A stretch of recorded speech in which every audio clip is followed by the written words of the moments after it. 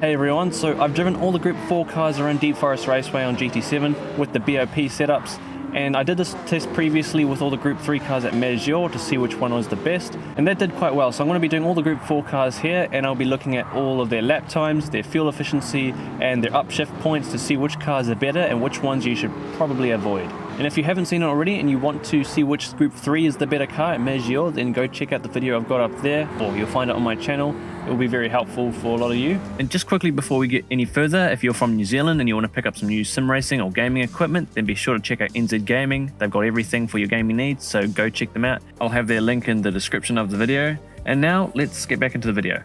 Just like that last video, I've just done a custom race. I've driven a lap with each car, a nice clean and fast lap, and taken the fuel reading at the end of that lap, so the laps of fuel left in the car after that first lap, and that's how I got my results. And I ran these laps a good few times with each car to try to get the most accurate result possible.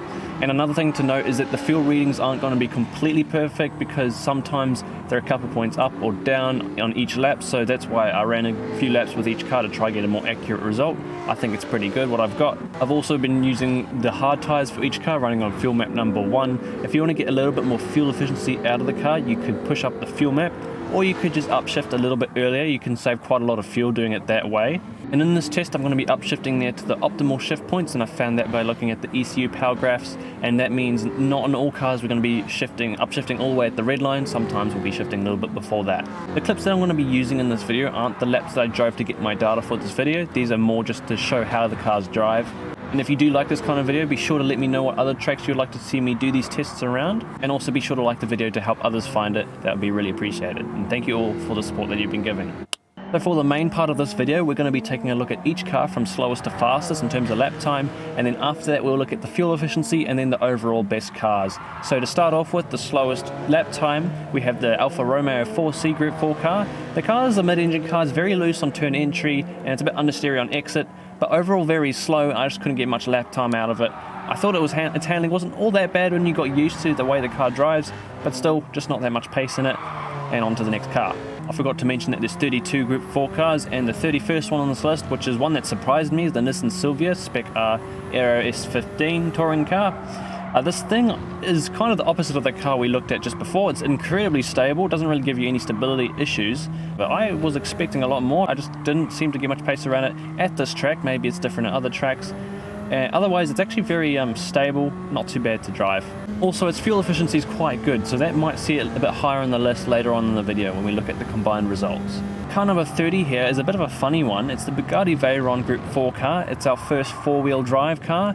We have mid-engine rear-wheel drive cars, front-engine front-wheel drive cars, front-engine rear-wheel drive cars, four-wheel drive front-engine cars, and this car, which is a four-wheel drive mid-engine car. It handles a bit weirdly, so it's got the characteristics of a regular mid-engine car, but it also has some, in a way, like a front-wheel drive effect to it.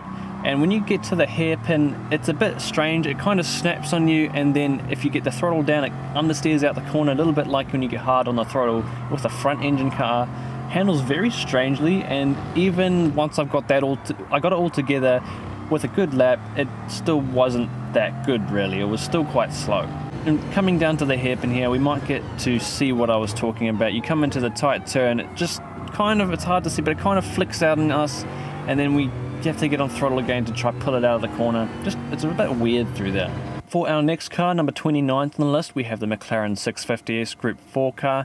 And I'm looking at the setup menu here because, similar to that last video, I pointed out where cars had a bit of a power drop-off after a certain rev in their rev graph here, and we're taking a look here again with the Group 4 cars. The McLaren here, after about 6,700 revs, it really starts to drop off and you lose power and you end up chewing extra fuel and not gaining much out of it. So with this car and some other cars that I'll mention, you'll have to upshift a bit earlier in the rev range to get the most out of the car while also not using too much fuel. And I'm going to be showing what rev I upshift for each car anyway, just for a bit of help. So for the McLaren 650S Group 4 car, for a mid-engine car, it's actually quite stable and it doesn't handle that badly. It's not that bad on fuel either. You have to shift quite early, like I said. I'm pretty sure I said just before to shift around 6,700. I meant 7,700. That's about where you want to be shifting with this car. But yeah, just could not get that much pace out of it. Now number 28 on the list, we have the Toyota 86 Group 4 car. Very beginner-friendly driving experience, very stable, and with these cars not having all that much power, they don't swing around a lot on throttle coming out of the turns. Very easy to drive, but not that quick. It does have good fuel efficiency though, so we might see it higher in the list later on. Number 27 here, we have the Volkswagen Scirocco, I believe it's pronounced. This thing is our first front-wheel drive car, the slowest one on the list we have here. And these front-wheel drives have a bit of a unique driving style. When you're coming into a turn like this one here, at the apex or even just a little bit before where you would usually accelerate with a rear-wheel drive car, you can begin to get on the throttle a little bit. It helps pull you around the turn, and then as you straighten up you can get harder on the throttle. It's actually very fun to drive, I personally find. And this one wasn't too competitive though, and it also isn't that great with fuel efficiency, so that's why it's this low on the list. In 26, the BMW M4 Group 4 car. Now this car is a bit of a funny one. As you can see, it reaches its highest peak in power quite early on, and it holds that peak for quite a long time. You don't want to rev all the way to the end of the rev range, because then you're needlessly burning extra fuel. So if you make the most of the power of the car but shift a little bit earlier, then you can save more fuel. And this car you can actually shift really early with. I think it was around 6,600 revs, and doing it like this makes it one of the most fuel efficient cars while still using the most power out of it. Just like most front engine rear wheel drive cars, it's fairly stable, but this one is a little bit punchy out of the turns, like this one in particular. The rear moves around just a little bit. You might get a similar thing coming out of the hairpin towards the end of the circuit, but not too difficult to control, not too much power behind it, so yeah, very controllable and not that quick, but like I said, it's extremely fuel efficient if you drive it the right way. Number 25 here, we have the Lexus RC F Group 4 car. I don't have a huge amount to say about this thing, just another front engine rear wheel drive car, handling fairly similar to what the others would, like the BMW we just looked at. Not as punchy on throttle though, just very stable, not too quick, and not the greatest on fuel efficiency, probably about average. 24th, we have the Honda NSX Group 4 car. This thing is another mid-engine rear wheel drive car. Quite loose on turn entry, but not too bad, fairly good. But the one problem this car mostly has is coming down to the hairpin at the end of the straight. You might get a little bit of that mid-engine snap, which I've talked about in previous videos. When you go into tight turns and you're carrying very little speed, or you're carrying too much speed into a tight turn like this, you might get the rear end to snap out on you into an almost uncontrollable slide and you lose all your time. So just be careful with that. Make sure you slow down the car enough, and just don't be too aggressive with your steering inputs, otherwise the car might flick out there. And also with other turns, don't carry too much speed into turns, because that encourages the rear to swing out on you. Otherwise, not too bad of a car, and not too bad on fuel efficiency, around average. For number 23 on the list, we have the Toyota GR Supra race car. This thing, just like the other front engine rear wheel drive cars, very stable all around, very beginner friendly, not too bad on pace. We're about average on the lap times now, and it's also got very good fuel efficiency, so this thing could be quite high on the list towards the end of the video. Number 22, another front wheel drive car. This thing's very light, and it's also got the similar characteristics as the other front wheel drive that I talked about before. You can get quite early on the throttle to help pull the car around the turn, and just make sure you're not too hard on the throttle too early, because then you'll get some wheel spin. You'll really kill the tires if you hammer the throttle too early, but if you pick it up just gently, it'll help pull the car around, and then you can get hard on the throttle later in the turn. This thing's actually not that bad to drive, very beginner friendly as well. Just make sure you control the throttle if your tyre wears on, otherwise you'll burn them up. That's I think a fairly common thing with most front wheel drive cars, is they tend to chew through the front tyres, but this is the most fuel efficient car as well. So overall, I think this is a pretty good contender. 21st is the Peugeot RCZ Group 4 car. This thing, I have almost identical comments to make about this that I did about the Suzuki that we just looked at before. Another front wheel drive car. You can use a little bit of throttle to rotate the car out of a turn. It's on the better side of fuel efficiency, but not quite up there with the Suzuki. Number 20, we have the Audi TT Cup car. This thing's also front wheel drive, and it's also fairly similar to the other front wheel drive cars we've looked at so far. The only kind of difference I've found with this thing is there's like a very slight delay when you upshift. It takes like a very brief moment before it actually gets out of gear. Don't know what that's about, something to do with the transmission, but not a big deal. It still handles fairly well, just like the other ones, and that's why it's up here about halfway in the list. Number 19, the Mazda Atenza Group 4 car. Now this is another four-wheel drive car, and the rest of the four-wheel drives, including this four-wheel drive car, front engine, so it's a bit different from the Bugatti we looked at the start. This I expected to be a little bit higher on the list. To be honest, I expected all the front four-wheel drives to be at the top of this list, but this one isn't quite there after what my tests have shown. It's got a bit of a combination of a front engine rear wheel drive and a front engine, front wheel drive sort of driving style. You can use a little bit of throttle to help pull the car out of the corner, similar to the front wheel drives, with also some of the characteristics that a front engine rear wheel drive would have. Overall, a very beginner friendly car. That goes for most of the four wheel drive cars except that Bugatti, and that's why it's a 19th. 18th, we have the Porsche Cayman GT4 Clubsport.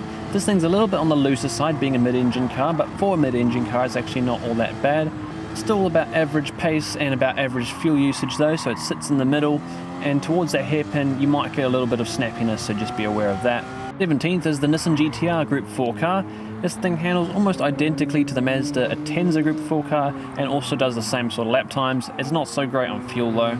Number 16 on our list here is the Lamborghini Huracan Group 4 car. This thing is quite loose. It is a mid-engine car, and not as loose as that Alfa though, but you will need to be a bit more careful, and this is a bit more for advanced drivers, this Group 4 car.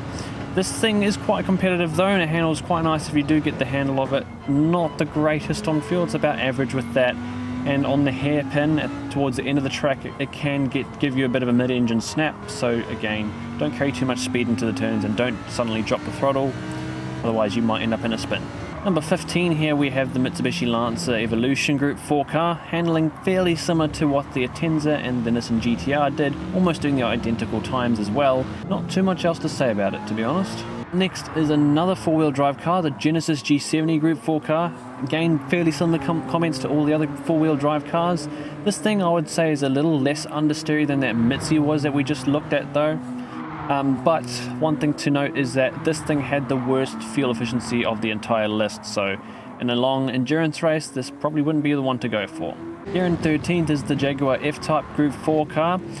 This car had fairly similar comments to most of the other front engine rear wheel drive cars, quite stable, easy to drive, but it does have a BOP setup issue because similar to the McLaren F1 in the Group 3 videos, when you come into this turn, watch the steering wheel. You'll see as I enter this turn here, I'm going hard into the turn and then it kind of locks and then it suddenly turns a little bit more when the front end unloads. And what's happening there is when the car compresses into the road, the front of the car lowers down and the front wheels tuck under the fenders and then they can't turn. They're kind of locked under the fenders, and then when the front starts to lift up again, the wheels free up and then it allows me to continue turning. It happens in that turn, and it also sometimes happens in the hairpin at the end of the straight.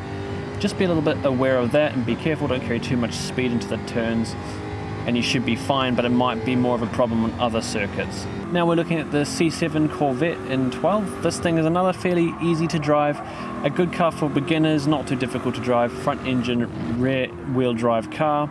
It's on the better side of fuel efficiency but not quite the best. This is the highest sitting front wheel drive car on the list, the Renault Megane Group 4 car. This thing handles mostly the same as the other front wheel drive cars. It feels quite spongy compared to most Group 4 cars. Just, yeah, a little bit of throttle to pull the car around the corner and then hard on the throttle on exit. Quite a quick car around here. Now we're into our top 10. This is going to be the first car doing a 137 flat, and that's the Hyundai Genesis Group 4 car. Another front engine car that doesn't have a whole lot to be said about it. A little bit of understeer on turn entry, but otherwise very quick and very stable. With another 137 flat, we have the Ford Mustang Group 4 car, another car that handles fairly similar to all of the other front engine rear wheel drive cars. This one not quite as understeery as the Genesis, or the Hyundai Genesis was just before. One thing I didn't mention is that Hyundai just before was rubbish on fuel, and this car isn't much better either. And you got to shift quite a bit earlier anyway in this car to make the most of this power. Onto another mid-engine car, the Renault Megane Trophy car. This thing is quite stable for a mid-engine car. It's actually quite quick as well. It's also very good on fuel, so I think we'll be seeing this fairly high near the top of the sheets when we look at the combined results. I really like this car. It's very good around this track. Here in number 7 we have the Aston Martin V8 Vantage Group 4 car, another front engine car, and I think you get the point about front engine cars by now. They're all really stable and beginner friendly, not difficult to drive, also really quick, and this one's also pretty good on fuel. Number 6, the first one to the 136.8s, we have the Ferrari 458 Italia Group 4 car. Now for a mid-engine car, I actually found this thing to be quite understeery, and particularly on throttle, and when you come into this hairpin at the end of the straight, down here when we come into this turn, we're going to get quite a sudden mid-engine snap. If we carry too much speed into the hairpin and turn too tightly, the car will just snap out on us like that, so be aware, you're just going to have to reduce your speed a little bit more to make it through there without that snap. The Dodge Viper Group 4 car also did a 136.8 here. For a front engine car, I found this thing to be quite understeery on throttle, quite easily pushing out wide when you accelerate out of a turn, so you might just need to be a little bit more patient coming out of a turn. And now with an equal time as the Dodge Viper Group 4 car, we have the Mercedes SLS AMG Group 4 car doing the same time as the Viper, but probably being the more agile front engine rear wheel drive car on the list. I found it quite nice to drive and comfortable to get good times with. But this, along with the Viper, don't have the greatest fuel efficiency. Now for our highest mid-engine car on the list, the Citroen GT Group 4 car. This thing surprised me a little bit. It's actually quite quick around here. Fuel's not so great though. It's quite loose, but for advanced drivers, it's actually quite a good car around here. The problem that I personally have with it is that it's interior view. I hate the cockpit of this thing, as I've said with the Group 3 car as well. It's pretty much the same. It looks terrible. You've got very little space to see out of the cockpit when you're in this view, and that little display thingy on front of the dashboard there, I think it's very unnecessary. You've got the same information displayed up there as you do on the steering wheel, and you've got two little like G-force indicators on the left and the right. I think that's incredibly unnecessary. It takes up the viewing space, which you already have very little of. Apart from that, the actual driving experience is pretty good and it's quick. We are almost at the end of the list now. In second, we have the Subaru WRX Group 4 car. This thing, along with the car that's about to follow, both really good throughout the corners. They have good pull out of the turns, little understeery, but stable enough on the turn entry. And coming out of the hairpin, it pulls out quite nicely as well. And now for the quickest one on the list, the Alfa Romeo 155 2.5 V6 Ti. This car is a weapon around here. It's definitely the quickest. It seems like on every attempt I make, I can comfortably pull good lap times out of this thing. It's the highest revving car, and it also isn't the most fuel efficient. That might drop it down a little bit on the overall list, but in terms of lap time, it's really quick, and nothing else is really going to beat it around here. Okay, so here we have our spreadsheet open again. Done a few adjustments to make it a little bit more colourful this time around. First, I've got the drivetrain explanations on the top right there, four-wheel drive and all that, and each color representing a different type, and then we have the colors represented for each car on the left underneath positions there. I've got all the cars listed from fastest to slowest on this page. So this is the lap time graph. You can see green being the fastest, red being the slowest, and then we have the laps of fuel. You can see the red means they're not so fuel efficient, green means they are fuel efficient. I've also got a lap time score here, so that's their percentage, the fastest time being 100%, the slowest time being 0%.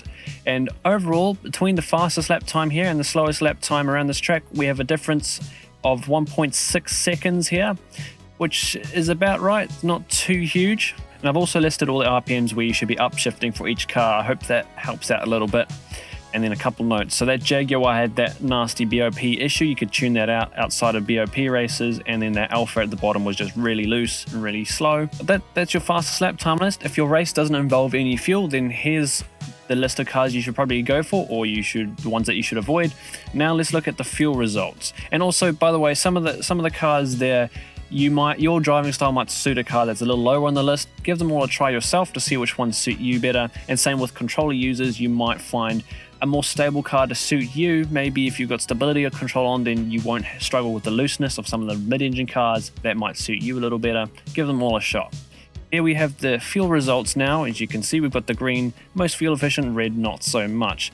And I found this one rather surprising. The difference in laps of fuel between the most fuel efficient car and the worst is almost 20 laps. So we have the Suzuki Swift here. If you're shifting at the correct point, you should get about 73 laps out of a tank. That's quite a lot.